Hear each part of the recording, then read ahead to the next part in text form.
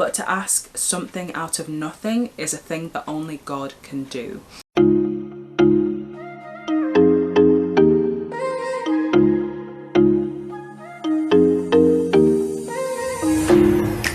Hi guys, welcome back to my channel, and also welcome if you are new. I'm so grateful to have you all here.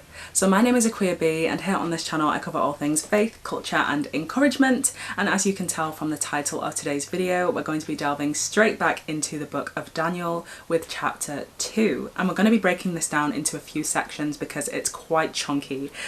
So we're going to be reading from verses 1 through to 16 today.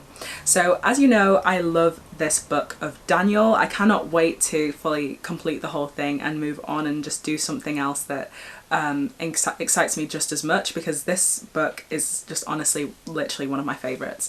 So I cannot wait to get into the start of the second chapter today.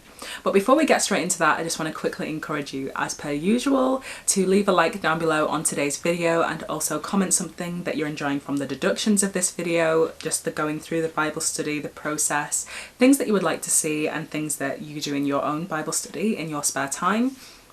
And if you haven't already, then please make sure to subscribe to this channel and also turn on that notification bell so you never miss a new upload. Also, if you would like to become a member of this channel and become a Bible buddy, you can sign up using the link in the description down below, and you can also tap the join or join now button down below. I'd also like to give a quick shout out to a silver tier Bible buddy called Tawana Thornton.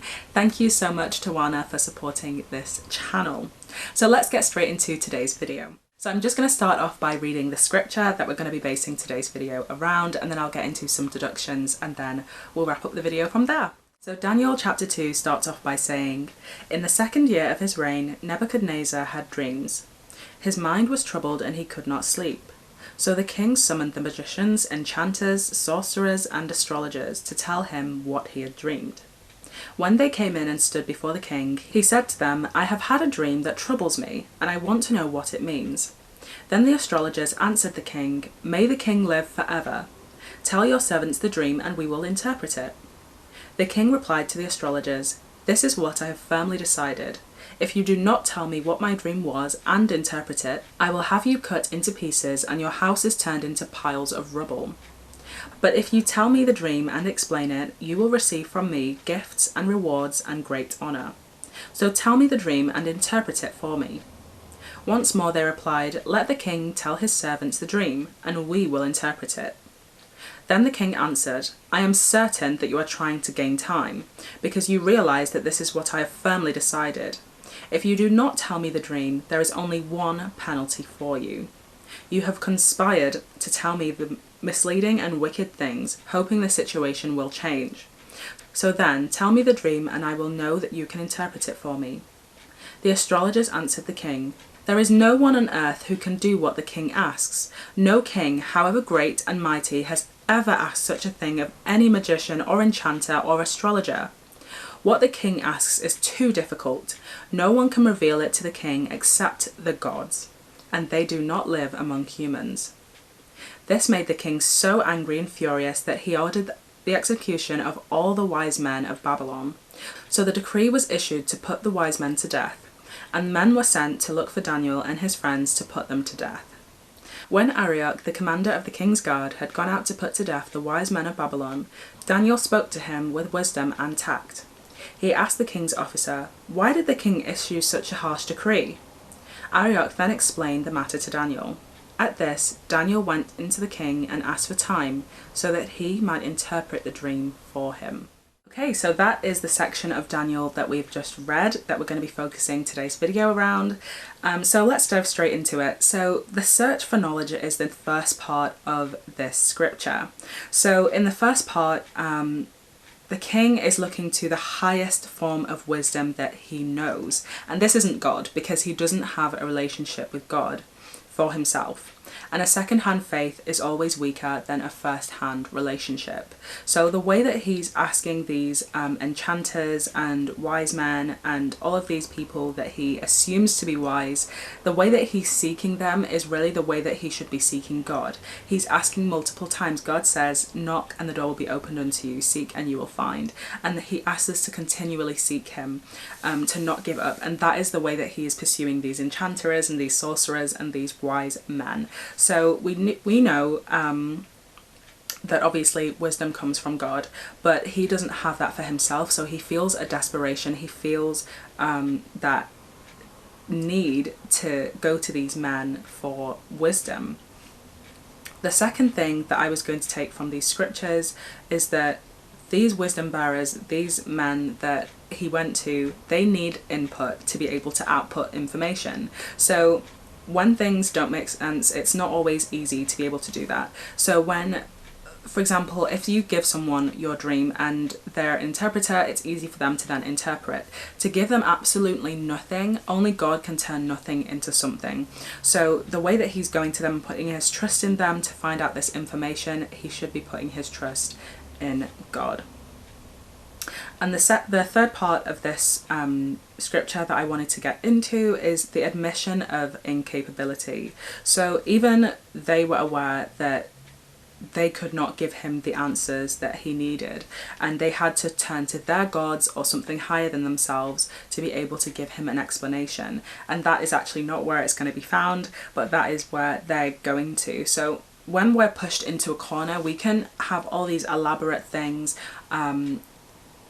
we can do all these elaborate things and try and do things by our own strength, but it's only truly when it comes to the essence of power and influence and being a mover and a shaker that we have to truly surrender our wisdom, our everything to God, because we can't do anything in and of ourselves, but it's God that actually gives us the strength and the power and the authority to do certain things. So this is why they cannot do it, because there's so many things. I'm probably sure the king, he's got them on his side, he's got them in his court to be able to advise him, instruct him and interpret things for him. I'm sure they have been tried and proven to be trustworthy, to be faithful, to be loyal, to be true, to some extent, to some capacity in the ways that they move, you know.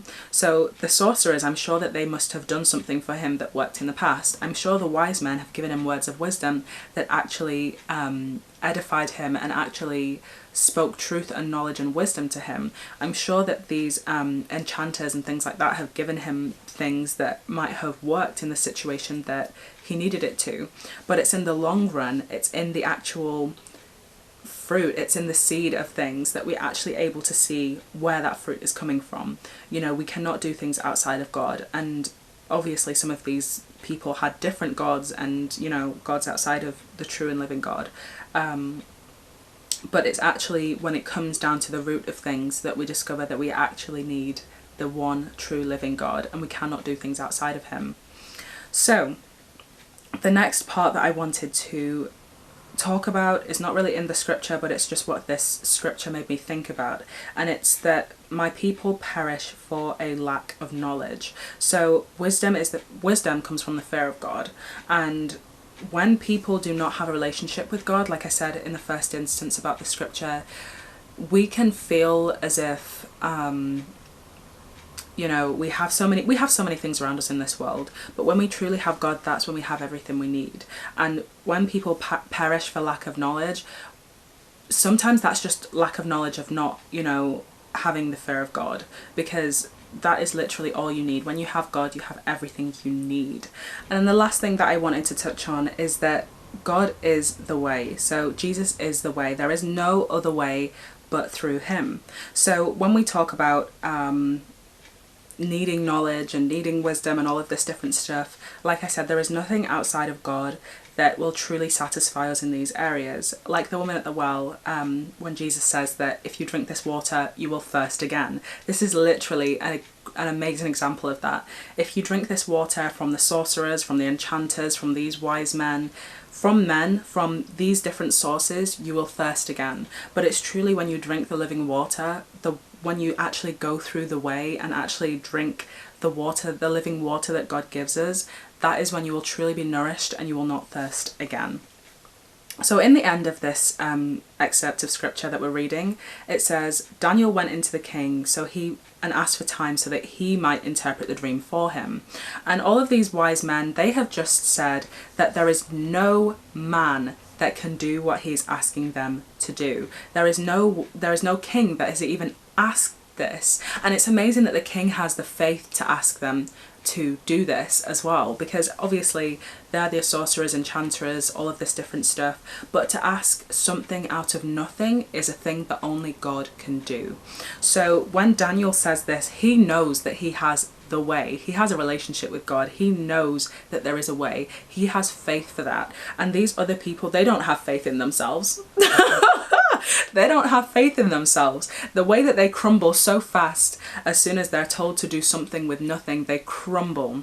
They crumble. And that is exactly what something outside of God does. It crumbles eventually. Sooner or later, it doesn't matter how many times they told him the right interpretation of a dream.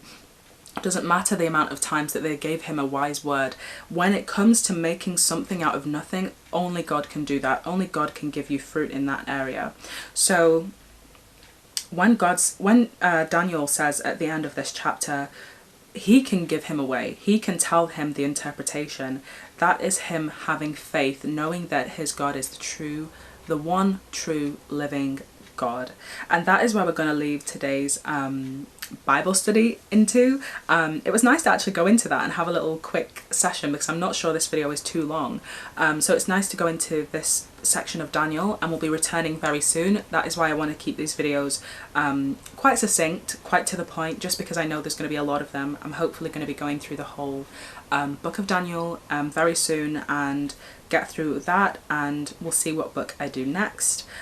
Feel free to leave requests down below, and also leave a like on today's video, leave a comment, something that you learned, something that you actually already know about the book of Daniel, some history, some context. Feel free to leave that in the description down below, and also subscribe if you haven't already and you've got to this point in the video, and I'll catch you in my next one. Stay blessed and bye!